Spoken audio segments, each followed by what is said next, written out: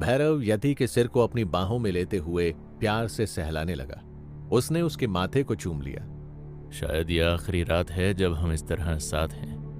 मेरे पास तुम्हारे हर सवाल का जवाब है, लेकिन क्या करूं तुम्हें कुछ भी बताकर। मेरी हकीकत उस काली रात की जैसी है जो तुम्हें भी सिर्फ अंधेरे की ओर धकेलेगी। इस पल सिर्फ तुम और मैं हैं, लेकिन हम दोनों ही कभी एक नहीं हो पाएंगे, क्योंकि मैंने तुमसे कुछ ऐसा छुपाया है जिसके लिए मैं तुम्हारा गुनहगार हूं। भैरव जानता था कि यति दवा के असर से अब गहरी नींद में है, इसीलिए अब वो नहीं जागेगी। इस पर भैरव ने यति को अपनी बाहों में कसते हुए अपनी बात उसके सामने रखी। उस रोज तुम्हें बाजार में बिकता हुआ देखा तो मुझे अपनी माँ की याद आई। उन्हें भी अगवा करके बाजार में बेचा गया था। बाबा ने मेरी माँ की जान बचाई थी, मुझे अपने घर में सहारा दिया। हमें एक बेहतर जिंदगी देते हुए उन्होंने मुझे गोद लिया और अपना नाम दिया। उनके एहसान ही मेरी जिंदगी है।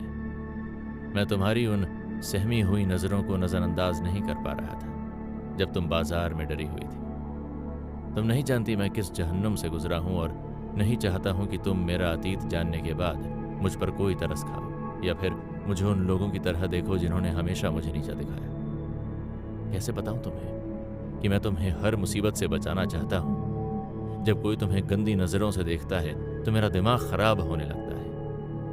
मैंने ऐसा अलग कभी महसूस नहीं किया, लेकिन जब से तुम मेरी जिंदगी में आई हो, मैं हर एक पल खुद में एक अलग ही बदलाव देखता हूं। डर जाता हूं तुम्हारे सामने कुछ भी बोलने से। जैसे ही कुछ बोलता हूं तुम घबरा जाती हो। शायद गलती तुम्हारी नहीं है, मैं खुद ही बात नहीं कर पाता हूं तुमसे। भैरव ने सोती हुई यति के होठों को धीरे से चूमते हुए और उसे और भी जोरों से अपनी बाहों में कस लिया। मैं तुम्हें बताना चाहता हूं कि तुम्हारी मौजूदगी मुझे बहुत पसंद है। कैसे बताऊं कि तुमसे बहुत प्यार करता हूं, और तुम्हारे साथ अपनी ये जिंदगी तो क्या, अपने सातों जन्म बिताना चाहता हूं। कैसे बताऊं कि पहले दिन से ही तुम्हारे लिए एक अलग एहसास लिए जी रहा हूं। क्या हम एक दूसरे की जिंदगी का वो हिस्सा बन सकते हैं जो कभी अलग ना हो? यति ने नींद में ही भैरव से कहा। इस पर भैरव उसे सीने से लगाए हुए बैठा था। भैरव ने जैसे ही यति की ये बात सुनी वो हैरान रह गया। क्या तुम नींद में हो? तुम मेरे हो, अब तुम मुझे खुद से अलग ना करना। मुझे कोई प्यार नहीं करता। भैरव हैरान था और साथ ही उसकी आंखों में यति के लिए हद से ज्यादा प्यार उमड़ रहा था। तुम मुझे छोड़कर कभी मत जाना। भैरव ने यति का माथा चूमते हुए उसे एक बार फिर से अपने सीने से लगा लिया। कभी नहीं जाऊंगा, कभी भी नहीं। सिर्फ तुम्हारे लिए जीऊंगा और तुम्हारे लिए ही मरूंगा। तुम्हें छोड़कर कभी नहीं जाऊंगा। कुछ घंटों बाद यति ने सोते हुए ही करवट ली। वो नींद में ही थी कि अचानक उसे महसूस हुआ कि उसके पास कोई मौजूद है। यति ने धीरे से अपने हाथ को सरकाते हुए आगे बढ़ाया। यति के हाथ किसी की धड़कनों को महसूस कर सकते थे। यति अपनी बेहोशी से उबरना चाहती थी, लेकिन दवा के असर के कारण उसकी आंखें बोझिल हो रही थी। यति अभी तक बेचैन थी, लेकिन जैसे ही उसके हाथों ने धड़कनों को महसूस किया, यति की बेचैनी अचानक से ही शांत होने लगी। यति ने धीरे से उन धड़कनों को और करीब से सुनना चाहा, और फिर उन धड़कनों पर अपने कानों को लगाते हुए यति नींद में ही मुस्कुराते हुए अपनी बाहों से धड़कनों की आवाज को कसने लगी। उसे अपने पास की मौजूदगी से सुकून मिल रहा था। यति के कानों में एक भीनी सी आवाज पड़ी, जल्दी से ठीक हो जाओ। तुम्हें इस हालत में देखते हुए मुझे दर्द होता है। यति ने वो आवाज सुनते ही नींद में भी मुस्कुरा दिया। इस पर यति ने अपनी आंखों को हल्के से खोला। उसकी धुंधली आंखों में किसी की तस्वीर बन रही थी, और वो तस्वीर यति के दिल को हद से ज्यादा सुकून दे रही थी। यति एक पल के लिए सब कुछ भूल चुकी थी। यति ने अपनी पलकों को धीरे से झपकते हुए मुस्कुरा दिया। भैरव यति के बेड पर ही उसके पास लेटा हुआ था। भैरव ने यति के सिर के नीचे अपने हाथों को रखा हुआ था, और यति का सिर भैरव की बाहों में सिरहाने पर था। यति ने जैसे ही करवट ली, उसने पाया कि उसका हाथ भैरव के सीने पर पड़ा। भैरव की धड़कन यति के हाथों में महसूस हो रही थी। भैरव यति को बेहद खामोशी से देख रहा था। बच्चा, क्यों करती हो तुम ऐसा? क्या ये रात यही नहीं थम सकती? भैरव के बोले हुए लफ्ज जैसे ही यति के कानों में पड़े, अब मत जाना, मुझे अकेले नहीं रहना। यति को नींद में ही बड़बड़ाते हुए देखकर भैरव धीरे से मुस्कुराया और फिर यति का सिर प्यार से सहलाने लगा। धीरे धीरे यति का बुखार लगभग उतर चुका था और अब सुबह होने वाली थी। सुबह की हल्की सी धूप भैरव के कमरे में फैलने लगी। यति अभी भी सो रही थी और भैरव पूरी रात यति के पास लेटा हुआ यूं ही जागता रहा। सुबह यति ने जैसे ही अपनी आंखों को खोला, उसने पाया कि भैरव उसके ठीक पास लेटा हुआ था और यति को एक नजर बस देखते ही जा रहा था।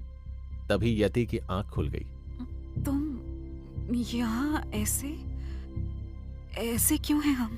अब कैसा महसूस हो रहा है? अपने हाथों को मुझसे अलग करोगे?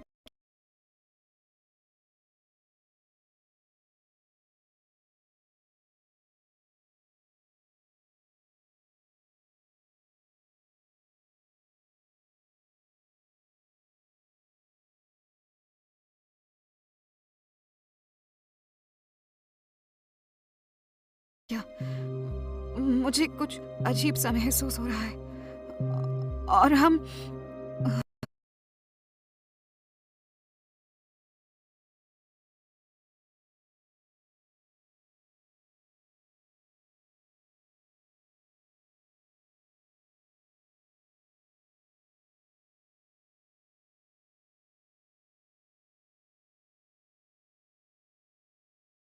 इस तरह से क्यों? भैरव ने यति की आंखों में आंखें डालते हुए उससे सीधे साफ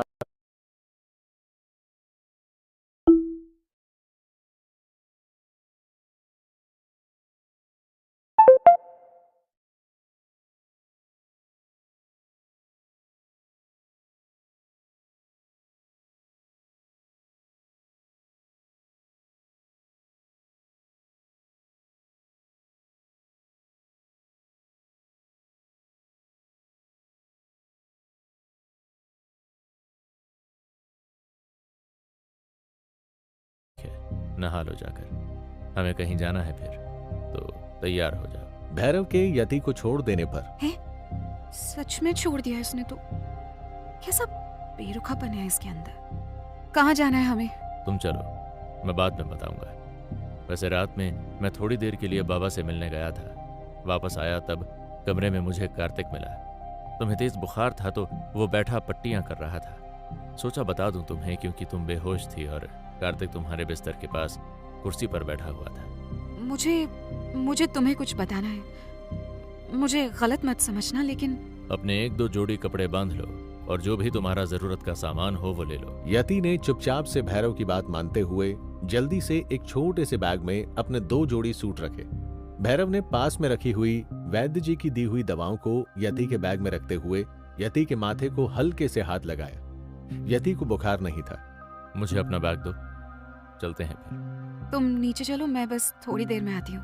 भैरव खामोशी से यति का बैग उठाकर कमरे से बाहर चला गया। अब यति भैरव को सीढ़ियों से नीचे जाते हुए देख रही थी। यति ने अपनी अलमारी से कार्तिक के गमछे को निकालते हुए अपने कमरे से बाहर निकली और कार्तिक के कमरे के पास पहुंचते हुए उसके कमरे को खटखटाने लगी। यति इस बात से अनजान थी कि कार्तिक के कमरे में महल का कोई भी शख्स नहीं जा सकता था। कार्तिक ने सभी को अपने कमरे में आने के लिए मना किया हुआ था। कितनी बार कहा है, मेरे कमरे के दरवाजे को छूने की जरूरत भी नहीं है। कार्तिक ने यति को सामने खड़ा पाया। इस पर कार्तिक ने यति को ऊपर से नीचे की ओर देखते हुए उससे कहा, तुम क्या कर रही हो यहाँ पर?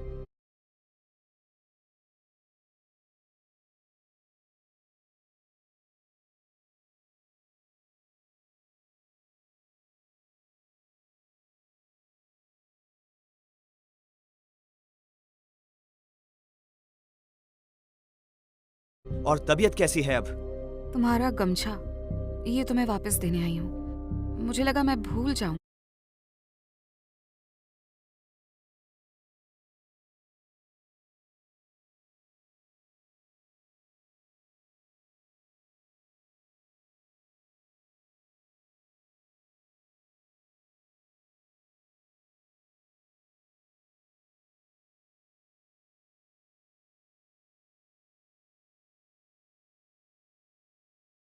उस दिन मेरी इज्जत बचाने के लिए शुक्रिया। मेरे हाथ जरा गंदे हैं, इसे मेरे कमरे में रख दो। यति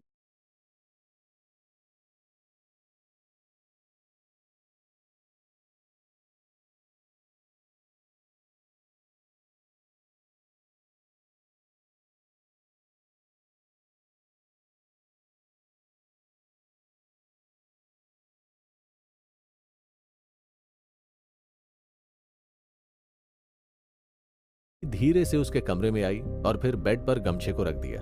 एक बार फिर से तुम्हारा शुक्रिया अदा कर रही हूँ। तुमने उस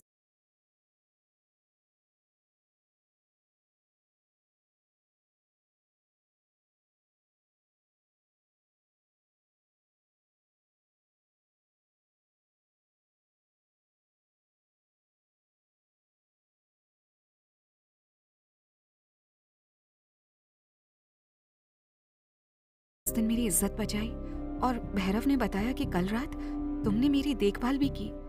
उसके लिए शुक्रिया।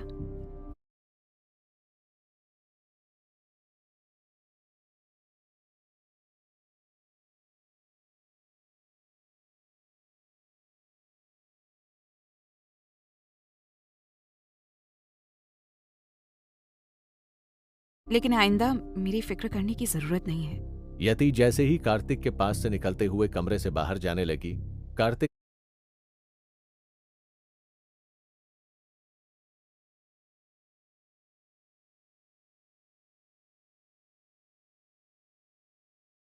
ने अचानक ही कमरे के दरवाजे की तरफ लपकते हुए उन दरवाजों को बंद कर दिया और यति को दरवाजे की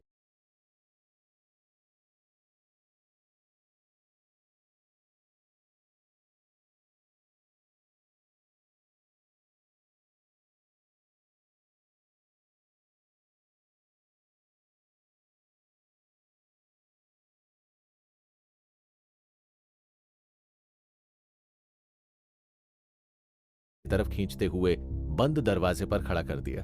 ये क्या बदतमीजी है? मुझे बाहर जाना है। जब तक मेरे सवाल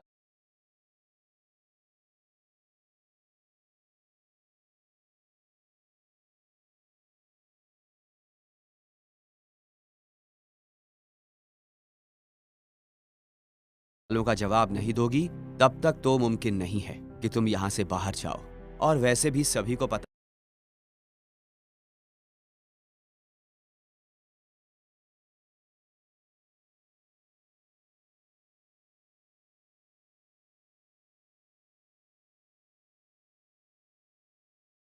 है कि मेरे कमरे में आना मना है, लेकिन तुम मेरे कमरे के अंदर हो। तुम यहाँ से चीखोगी, चिल्लाओगी या कुछ भी करोगी, कोई नहीं आने वाला, तुम्हारी ही हिफाजत के लिए। इसलिए मैं जो पूछूं साफ साफ मुझे उसका जवाब दो, वरना शायद भारी कीमत चुकानी पड़ सकती है तुम्हें। इतना कहते हुए कार्तिक यति के करीब आने लगा, लेकिन यति ने कार्तिक के करीब आते ही कार्तिक से माथा समेटे हुए बेहद सीधे और कड़े शब्दों में कहा, हाँ? ऐसी गलती से भी मत करना, क्योंकि उसके बाद कुछ ऐसा होगा जिसके लिए तुम्हें सिर्फ पछतावा होगा और लोग मुझसे कोई सवाल नहीं करने आएंगे, बल्कि उसका जवाब तो तुम्हें ही देना होगा। कार्तिक ने धीमे से अपनी नजरों को नीचे किया और घुमाया। उसने पाया यति के हाथों में एक छोटा सा खंजर था और यति ने उस खंजर को कार्तिक की गर्दन पर रखा हुआ था। कार्तिक और यति आमने सामने थे। कार्तिक यति के बेहद करीब खड़ा था और उसे डराने धमकाने की कोशिश कर रहा था, क्योंकि इससे पहले कार्तिक ने यति को केवल रोते, सिसकते और डरते हुए देखा था। लेकिन इस बार यति एक अलग ही तरह से कार्तिक के सामने आई थी। यति के हाथों में खंजर था और उसका निशाना कार्तिक का गला था।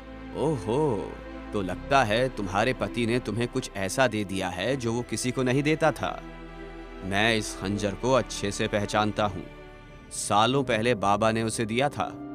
हाँ, सच कह रहा हूं मैं। उसने इसी खंजर से एक आदमी का गला काट दिया था। पता है, उसने पहली बार जब इसे इस्तेमाल किया था तब वो कितने साल का था? उसने तुम्हें अपनी पूरी सच्चाई नहीं बताई। वो इस खंजर को बाबा का सबसे कीमती तोहफा मानता था और आज ये तुम्हारे हाथ में है और तुम्हारा निशाना मैं हूं। लेकिन एक बात तो बताओ, तुम्हारे जैसी लड़की किसी की जान भी ले सकती है भला? मुझे तो नहीं लगता। मैं जान ले सकती हूँ या नहीं, आजमाना चाहोगे? बोलो, सबूत दे सकती हूँ अभी इसी वक्त। खंजर दबाते ही कार्तिक के गले पर हल्के से कटने का निशान पड़ गया। उसमें से खून की बूंदें कार्तिक के कपड़ों पर बिखर गईं। हे छिपकली, ये कोई मजाक नहीं है, हटाओ इसे। तुझे पता है ना तू क्या कर रही है? उस जंगली के साथ रहकर क्या तू भी जंगली हो गई है? कल रात जब तू अचानक से बेहोश हुई थी ना, तब मैंने तुझे सहारा दिया था। तेरी देखभाल मैंने ही की थी, वो भी पूरी हिफाजत से। और शायद इसी की वजह से मैं तुम्हारा शुक्रिया अदा करते हुए इस खंजर को तुम्हारी गर्दन से हटा रही हूँ। लेकिन एक बार फिर से दोहरा रही हूँ, अगली बार से मेरे करीब आने की कोशिश भी मत करना, और ना ही ये पता करने की कोशिश करना कि मैं कौन हूँ या मेरे साथ क्या हुआ था। सुबह उठने पर काफी देर तक मुझे ये महसूस होता रहा कि शायद मैंने कोई सपना देखा हो, या फिर तबीयत खराब होने के कारण मुझे कुछ भ्रम हुआ हो। लेकिन भैरव ने बताया कि तुमने मेरा ध्यान रात में रखा था कुछ देर के लिए। इतना कहते हुए यति जल्दी से कार्तिक के कमरे से निकलकर भैरव के पास चली गई। यति के जाते ही कार्तिक ने अपनी गर्दन पर लगे उस खंजर के निशान पर अपने हाथों को फेरा और फिर अपने हाथों में लगे खून की बूंदों को देखते हुए मुस्कुराने लगा। तो भैरव के साथ रहते रहते उसके जंगली रंग ढंग तुम में भी आने लगे हैं। लेकिन तुम एक बात भूल गई कि हर जख्म के पीछे एक कर्ज होता है और उसे तो चुकाना ही पड़ता है।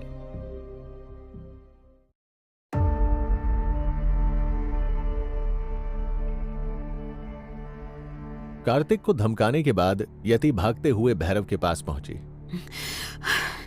माफ करना, मुझे थोड़ी देर हो गई। मैं कार्तिक को उसका गमछा देने गई थी और उसे शुक्रिया भी बोलना था। अब चले हम। भैरव अभी भी खामोश था। रास्ते में यति ने धीरे से भैरव की ओर देखा। भैरव बिल्कुल खामोशी के साथ माथा समेटे हुए जीप चला रहा था। अरे क्या बात है, तुम इतना चुपचाप क्यों हो? तो तुमने मुझे ज्यादा बोलते हुए कब देखा? हम कितनी देर में वहां पहुंचेंगे? लंबा रास्ता है क्या? जब जहां पहुंचना होगा हम पहुंच जाएंगे। फिलहाल अभी वक्त लगेगा पहुंचने में। तुम्हें कुछ हुआ है क्या? तुम इस तरह से बात क्यों कर रहे हो? भैरव ने यति की बात को सुनते ही अचानक से ही यति की ओर देखा। भैरव का माथा सिमटा हुआ था और उसकी आंखों में एक गुस्सा सा था। यति भैरव को देखते ही समझ गई थी शायद किसी बात से भैरव का मूड खराब था। यति हैरानी से भैरव को देख रही थी। तभी अचानक से भैरव ने जीप में ब्रेक लगाया और फिर जीप को रोकते हुए उतर गया। जीप से उतरते ही भैरव यति के पास आया और यति के कंधों को जोर से अपने हाथों में जकड़ते हुए उससे चिल्लाने लगा। जो कहा था वो समझ नहीं आया था क्या? तुम मुझसे पूछ रही हो कि मुझे क्या हुआ? तुम बताओ कि तुम्हें क्या हुआ? तुमसे मना किया था ना कि तुम किसी और से। भैरव बोलते हुए एकदम से रुक गया और यति को घूर कर देखने लगा। तुम गुस्सा किस बात से हो? मैंने कुछ किया है क्या? शायद मेरा कुछ कहना ही गलत है। मुझे कुछ बोलना ही नहीं चाहिए। छोड़ो, मुझे कोई बात नहीं करनी। भैरव ने यति के कंधों को छोड़ दिया और वापस से अपनी सीट पर आकर बैठ गया। कम से कम बताओ तो कि तुम किस बात से नाराज हो? क्या हुआ है? बात क्यों नहीं कर सकते हम? जब तुम कुछ बोलोगे नहीं तो मैं सुनूंगी कैसे? भैरव बिना कुछ बोले ही जीप शुरू कर देता है और फिर थोड़ी ही देर में दरवाजे के बाहर पहुंच गया। भैरव दवा खाने के बाहर पहुंचते ही जीप से उतर गया। नीचे उतरो, तुम्हारी दवा लेनी जरूरी।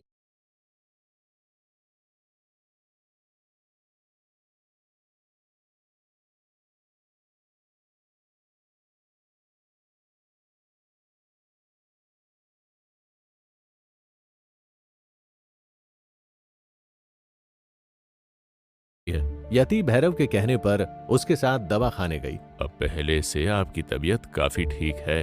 कोशिश करिएगा कि बिल्कुल भी परेशान मत होना और खुले माहौल में अच्छे से रहिएगा। आपको किसी भी बात की चिंता नहीं करनी है। दिमाग पर कोई बोझ नहीं डालना है। आपको माहौल बदलने की जरूरत है। बाकी अब सब कुछ ठीक है। बुखार भी नहीं है अब। हाँ, क्यों नहीं? अब बुखार कैसे होगा? रात भर इसको पट्टियां जो की गई हैं। भैरव ने वहां से दवा लेकर चुपचाप से यति को वापस जीप में बिठाया और वहां से निकल पड़ा। यति अभी भी चुपचाप थी और बार बार भैरव को देख रही थी। भैरव बिल्कुल खामोश था। उसने सड़क के किनारे चाय की टपरी पर अपनी जीप रोकी। भैरव चुपचाप टपरी पर चला गया। ये मुझसे नाराज है। कहीं कल इसने कार्तिक को मेरे कमरे में देखा, इस बात को लेकर नाराज तो नहीं है? या फिर इसको जलन हुई कि कार्तिक मेरे पास था?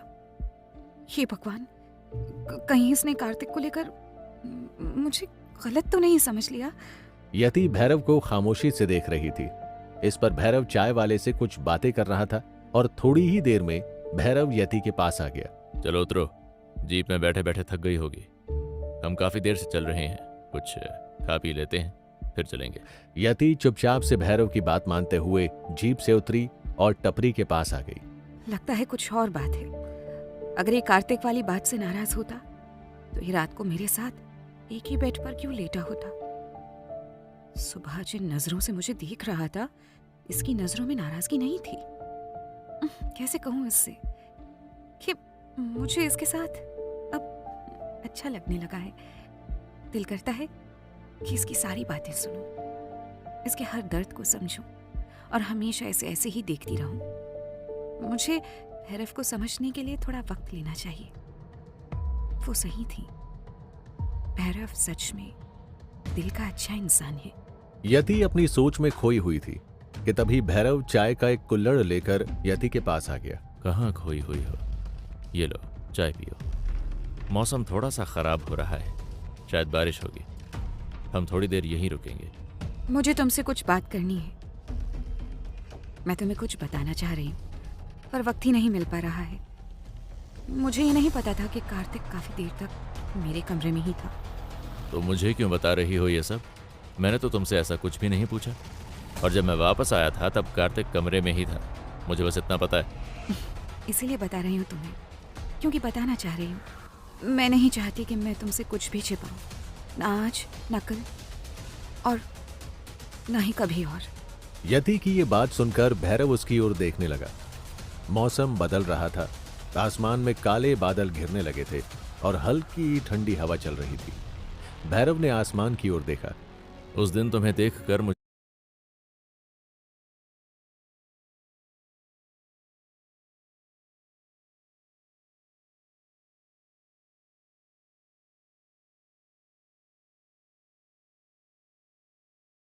मेरी माँ याद आ गई थी।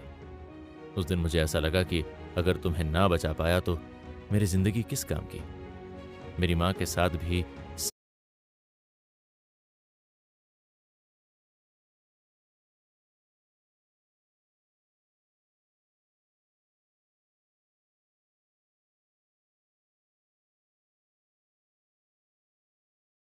सालों पहले यही हुआ था।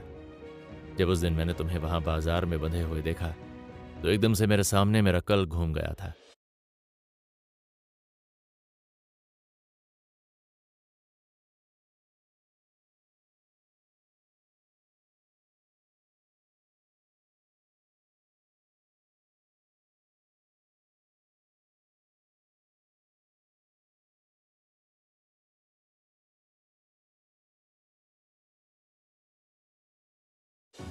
तुम्हारी आंखों में वो खौफ, वो दर्द, वो आंसू देखे तो न जाने क्यों अचानक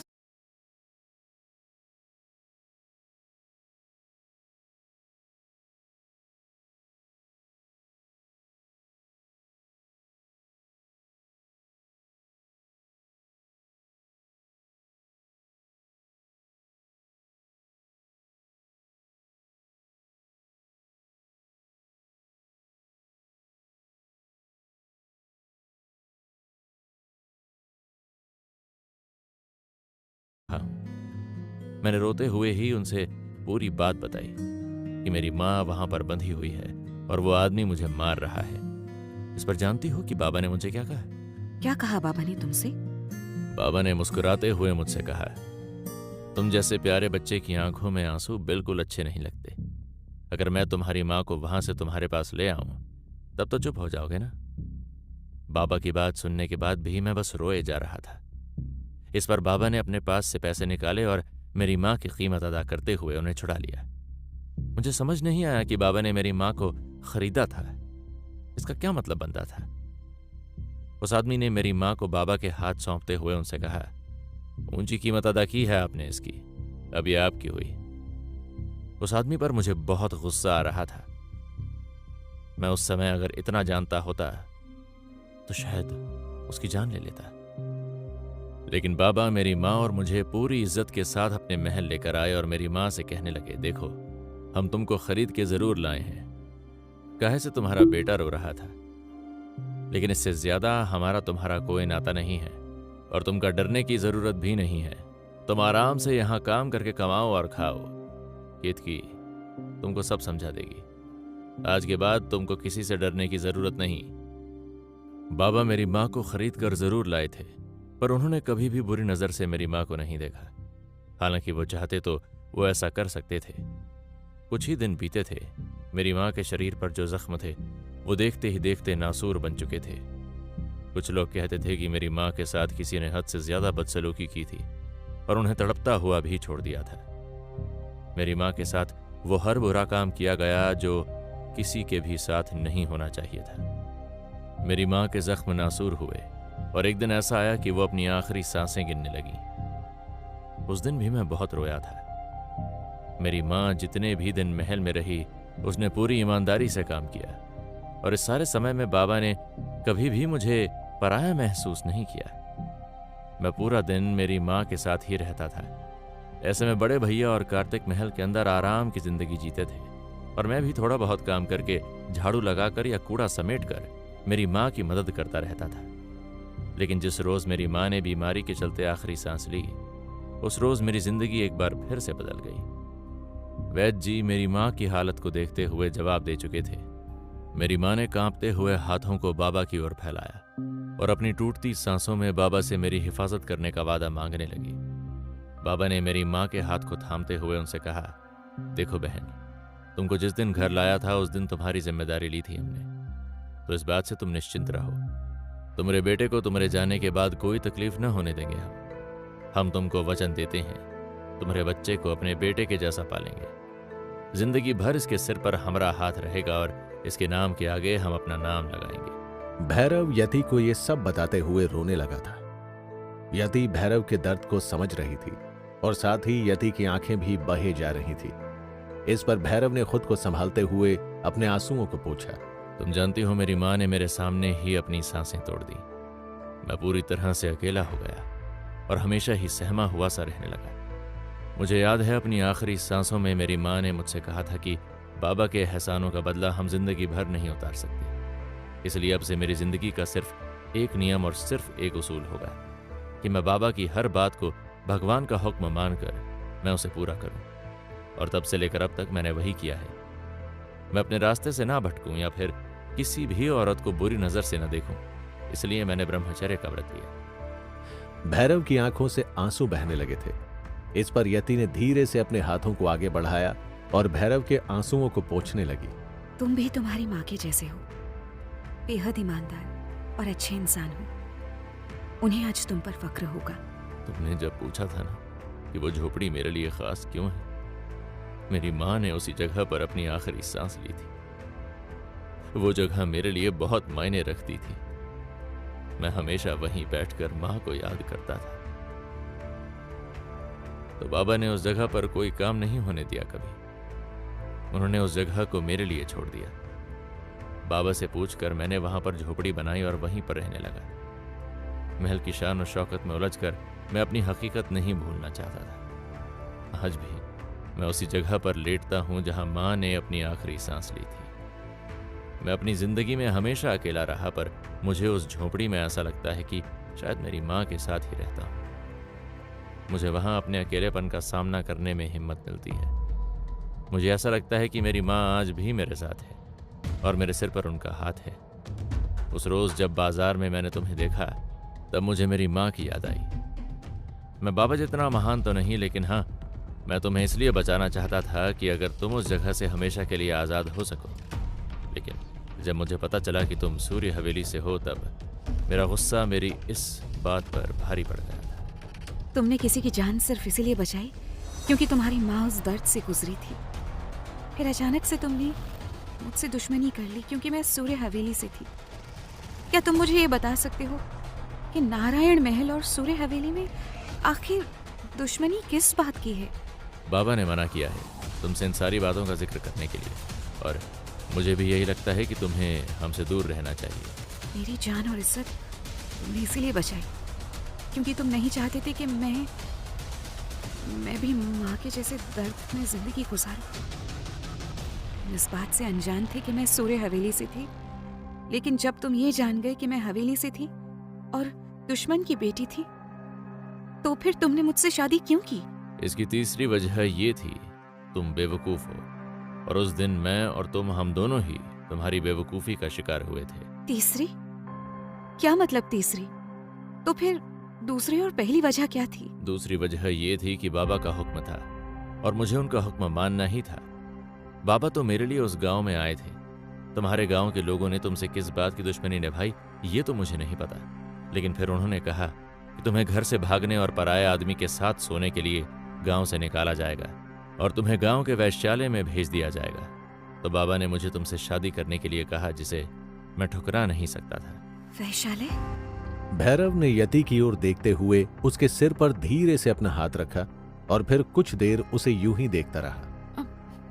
ठीक है, और पहली वजह क्या थी? उसे अभी तुम्हें जानने की जरूरत नहीं है। ऐसा समझ लो कि दूसरी वजह ही पहली वजह थी। यति का दिल अचानक से ही भर आया था। यति ने सिर झुकाते हुए धीरे से बुदबुदाया, कम से कम तुम्हारे पास माँ के होने का एहसास तो है, एक परिवार का प्यार और साथ तो है। मेरे नसीब में तो वो भी नहीं है। तुम एक बहुत अच्छी जिंदगी जियोगी, तुम्हें वो सब मिलेगा जो तुम्हें चाहिए होगा। मुझे कुछ कहना था। मैं बस ये कह रही थी कि वो बात बस ये है कि ये यति अपनी ही बात में उलझी हुई थी कि तभी भैरव उठ खड़ा हुआ और यति की ओर देखने लगा। भैरव को अचानक से उठकर खड़ा होते देखकर यति भी खड़ी हो गई। क्या हुआ? भैरव ने अचानक ही उसे अपनी ओर खींचते हुए एकदम से अपने सीने से लगा दिया, लेकिन फिर भैरव ने यति से कुछ ऐसा कहा जिससे एक पल में ही यति की दुनिया बदल गई।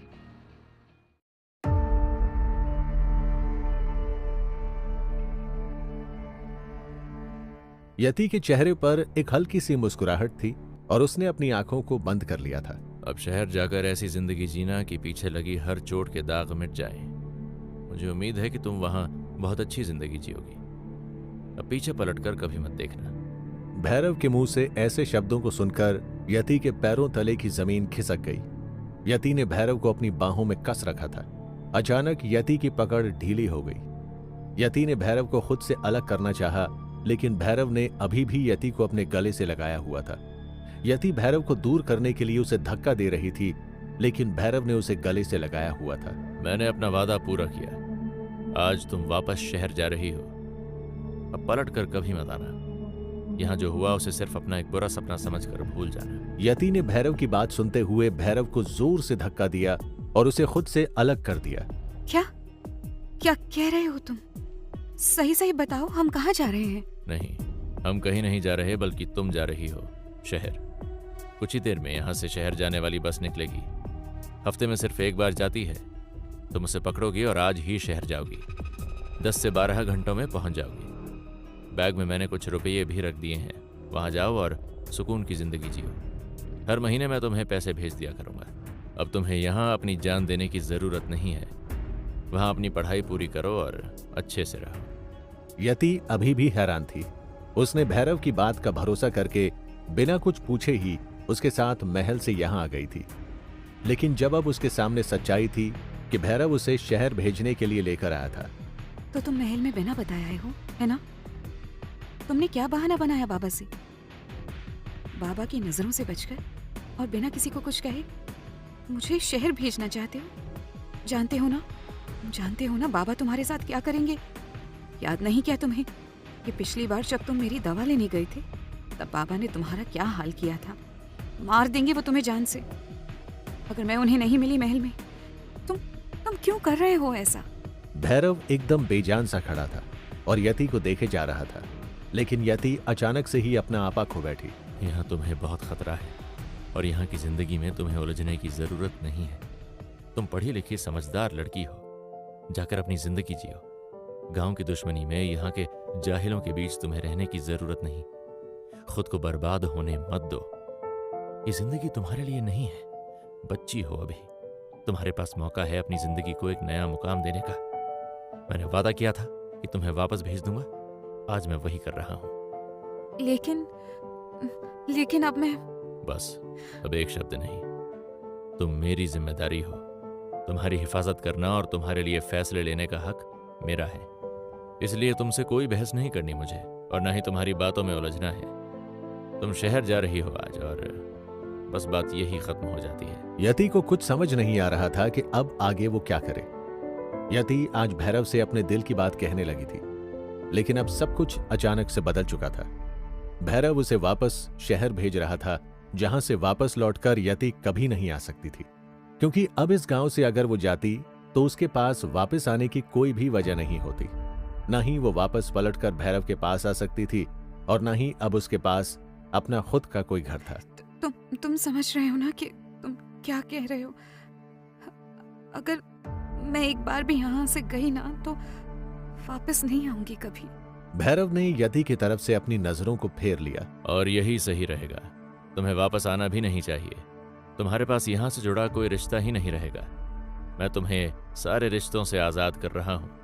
जो रिश्ता मजबूरी में जुड़ा था, जिस रिश्ते के कोई मायने नहीं थे, जिसमें तुम्हारा मन हर पल घुट रहा था, जिसमें मैं घुट रहा था, वो रिश्ता कभी रिश्ता था ही नहीं। तुम बस मेरी एक जिम्मेदारी थी जिसे मैं निभा रहा था, और आज जिम्मेदारी खत्म हुई।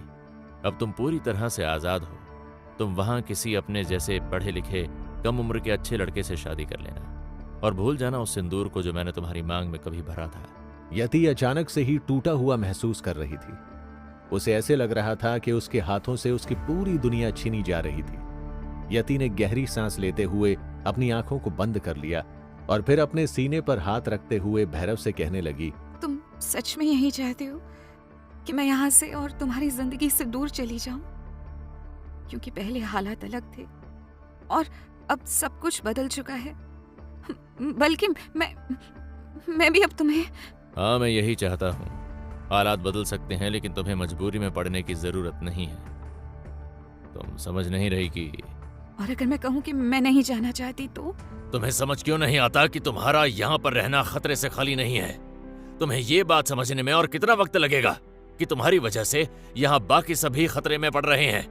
वो लोग तुम्हें क्यों मारना चाहते हैं ये तुम्हें तक पता नहीं है, तो हमें कैसे पता होगा?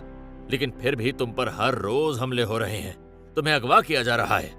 लोग तुम पर घात लगा कर बैठे हैं। कल वो मेरे पूरे परिवार को इसका निशाना बनाएंगे। इसमें मेरी क्या गलती है? कुछ नहीं पता कि वो लोग ऐसा क्यों चाहते हैं, और सिर्फ मेरे मर जाने से लोगों की जिंदगी में क्या आराम मिलेगा उन्हें, मैं कुछ नहीं जानती। भैरव, मुझे नहीं जाना वापस। बोलते हुए यति का गला भर आया था। यति की बातों को सुनते हुए भैरव यति के पास आकर उसके कंधों को पकड़कर उसे जोर से झकझोरते हुए उस पर गरजते हुए चिल्ला दिया, तुम्हें समझ में क्यों नहीं आता? जिस जिम्मेदारी को मैं निभा रहा हूं वो अब मेरा दम घोटने लगी है। हर पल डर के साए में जी रहा हूं। घर से बाहर निकलो तो तुम्हारी चिंता होती है, घर के अंदर रहो तो घर वालों की चिंता होती है। तुमसे थोड़ा सा भी दूर जाऊं तो तुम्हें खतरे होते हैं। कितनी बार, आखिर कितनी बार ऐसा हुआ? अगर मैं वक्त पर ना पहुंचा होता तो शायद वो हो चुका होता जिसके बारे में हमने कभी सोचा भी नहीं था। तुम यहां सुरक्षित नहीं हो तो फिर यहां पर रुकना ही क्यों चाहती हो? भैरव के अचानक झंझोरने पर और यति पर चिल्लाने पर यति एकदम से सहम गई और उसकी आंखों से आंसू बहने लगे। भैरव, मेरी वजह से तुम्हारा दम घुटने लगा है। हाँ, बहुत ज्यादा। दरअसल थक गया हूं मैं तुम्हारे आगे पीछे घूमते हुए। तुम आखिर मुझ जैसे इंसान पर भरोसा कैसे करने लगी? समझ नहीं आती बात तुम्हें कि उस महल में तुम अकेली औरत हो और नहीं कह सकते कि किसकी नियत में क्या कब आ जाए। नहीं हो पाएगा मुझसे अब। मैं थक गया हूं। मुझे वापस मेरी जिंदगी में जाना है, जहां मेरे सिर पर कोई बोझ नहीं था। मुझे हर पल की ये घुटन नहीं चाहिए कि तुमसे दूर होते ही तुम्हारी फिक्र हो। मेरा दम घुटने लगा है तुमसे। तुम बस जाओ यहां से, मैं नहीं संभाल पाऊंगा अब तुम्हें। एक तरफ यति के मन में भैरव की बातें सुनते हुए ये बात आ रही थी कि शायद यति की हिफाजत के लिए भैरव उसे यहां से भेजना चाहता था। उसने यति से वादा किया था कि वो यति को वापस शहर भेज देगा, जहां वो सुरक्षित रहेगी। लेकिन दूसरी तरफ भैरव की सारी बातें यति के दिल को छलनी करती जा रही थी। क्या तुम बिल्कुल भी नहीं चाहते कि मैं यहाँ रह सकूं? अगर मैं चाहता तो दुनिया की कोई भी ताकत तुम्हें मुझसे अलग नहीं कर पाती, लेकिन मैं चाहता हूं कि तुम यहां से चली जाओ। वहां तुम महफूज रहोगी, और वैसे भी मैं नहीं चाहता कि तुम अब मेरे रास्ते में आओ या मेरे पैर तुम्हारी वजह से बंध जाए। ओह, तो ये बात है। फिर तो तुम्हारा बहुत बहुत शुक्रिया कि तुमने मुझे इतने दिन झेला और मेरी हिफाजत की। लेकिन अब मैं तुम्हें और परेशान नहीं करूंगी। तुम्हारे साथ रहते हुए मैं तुम्हारे बारे में बहुत कुछ सोचने लगी थी, पर शायद ये सोचना भूल गई थी कि मैं तुम्हारी मजबूरी थी, ना कि तुम्हारी मर्जी थी। मैं जिम्मेदारी जब जबरदस्ती दी जाए तो वो बोझ बन जाती है। भैरव ये सब सुनने के बाद यति की तरफ पीट करके खड़ा हो गया। दोनों के बीच एक गहरी खामोशी थी और साथ ही उस खामोशी को चीरते हुए यति के सिसकने की आवाज आ रही थी। मुझे तो लगा था कि जिंदगी में पहली बार किसी ने मुझे सच में अपनाया है, वो भी बिना किसी शर्त की। लेकिन ये भूल गई कि मुझे अपनाना ही इसकी मजबूरी थी। ऐसी जिंदगी का क्या फायदा जहां सिर्फ ठुकराना ही लिखा हो। यति और भैरव काफी देर तक खामोश रहे, लेकिन तभी उन दोनों के ही कानों में बस के हॉर्न की आवाज आई। बस को आता हुआ देखकर यति और भैरव दोनों ने ही एक दूसरे को देखा। यति की सांसें तेज थीं और वो अपनी नम आंखों से भैरव की ओर देखे जा रही थी। इस पर भैरव ने जीप से यति का सामान उठाते हुए बस को रोकने के लिए अपना हाथ आगे बढ़ाया। बस भैरव को देखते ही धीमी रफ्तार में रुकने लगी और बस कंडक्टर जल्दी से उतरकर भैरव के सामने आया और हाथ जोड़ने लगा। मालिक, आप यहाँ? इस लड़की को इसके शहर तक पहुंचाने के बाद ही वापस गांव में आना। याद रखना कि ये सही सलामत वहां पहुंचनी चाहिए, वरना तुम अपनी सलामती की दुआ करते फिरोगे। जी मालिक, आप चिंता न करें। भैरव ने उसे यति का सामान दिया और एक सीट के पैसे देते हुए उसे बस में जाने के लिए इशारा कर दिया। भैरव तेज कदमों से यति के पास आया और यति को हाथ से पकड़ते हुए उसे बस की ओर ले जाने लगा, लेकिन यति ने अपने हाथों को झटक दिया। ये नहीं पता था कि मैं तुम पर बोझ हूं, ये तो पता था कि जबरदस्ती तुम्हारे सिर बांध दी गई हूं। पर मुझे लगा कि शायद सब कुछ ठीक हो जाएगा, लेकिन अब मैं सब कुछ ठीक कर दूंगी। तुम्हारी जिंदगी से इतनी दूर चली जाऊंगी कि कभी तुम्हें मेरी वजह से कोई तकलीफ नहीं होगी। आज तक साथ देने के लिए शुक्रिया। अगर मेरे पास खुद के पैसे होते तो तुम्हें उसकी कीमत अदा कर देती, क्योंकि ये सब तो तुमने इसलिए किया था ना, क्योंकि तुम्हें मजबूर किया गया था। अब से तुम भी आजाद हो और आजादी से जियोगे। मुबारक हो। यति अपनी नजरें नीचे करते हुए आंसू बहाते हुए बस की ओर जाने लगी। यति बस के दरवाजे तक पहुंची थी। उसने जैसे ही पलटकर भैरव की ओर देखा, भैरव ने अपना चेहरा दूसरी ओर कर लिया। यति आंसू बहाती हुई बस पर चढ़ गई और देखते ही देखते बस भैरव के सामने से होती हुई वहां से चली गई। भैरव वहीं खड़ा होकर बस को जाता हुआ देख रहा था। भैरव की नजर बस पर तब तक थी जब तक कि उसकी नजरों से वो ओझल नहीं हो गई। भैरव ने अपने धीमे से कदम जीप की ओर बढ़ाए और फिर वापस महल की ओर जाने लगा। भैरव अभी भी महल से काफी दूर जंगल के रास्ते पर था। इस पर भैरव ने अचानक ही अपनी जीप को रोकते हुए अपने सिर को जीप के स्टीयरिंग पर रख लिया। हल्की सी बारिश शुरू हो चुकी थी और अब शाम भी गहरी होने लगी थी। भैरव अपने स्टीयरिंग पर ही अपने सिर को बार बार टकराने लगा। आज मैंने अपने हिस्से की हर खुशी को खो दिया। आज मैं वापस से अकेला हो गया। बहुत मजबूर था मैं। कैसे तुमसे कहता कि तुम्हें हर खुशियां देना चाहता था, लेकिन जिसकी जिंदगी खुद मोहताज हो किसी की, वो खुशियां नहीं दे सकता था। कैसे कहता कि तुम्हारे साथ रहना चाहता था, लेकिन मेरे जैसे इंसान के साथ तुम्हारा रहना सही नहीं था। भैरव और यति की कहानी शायद इतनी ही थी। शायद किस्मत ने हमें गलती से मिला दिया था, लेकिन तुम किस्मत की दी हुई सबसे खूबसूरत गलती थी। यति जा चुकी थी। भैरव ने खुद को कोसते हुए आसमान की ओर अपना सिर किया और फिर बहते आंसुओं के साथ उस बारिश में भगवान से शिकायत करने लगा। क्यों किया तुमने ऐसा? ऐसी किस्मत कौन लिखता है जहां ना प्यार है, ना कोई अपनापन, ना कोई आंसू पोंछने वाला है और ना ही कोई गले से लगाने वाला। जी रहा था ना मैं ऐसे, फिर क्यों भेजा उसे मेरी जिंदगी में? तुमने मेरी किस्मत ऐसी क्यों लिखी? जिसको भी दिल से चाहता हूं वो दूर हो जाती है, जिसकी मैं फिक्र करता हूं उसी पर मुसीबत आती है। मेरी जिंदगी को गुलामी देनी ही थी तो उसे मेरी जिंदगी में भेजा ही क्यों था? पता नहीं क्यों, पर सच्चाई जानते हुए भी कि हम दोनों एक नहीं हो सकते। तुमसे कुछ मांगना चाहता हूं, तुमसे ये कहना चाहता हूं कि उसे मेरे नाम कर दो, उसे मेरा कर दो हमेशा के लिए।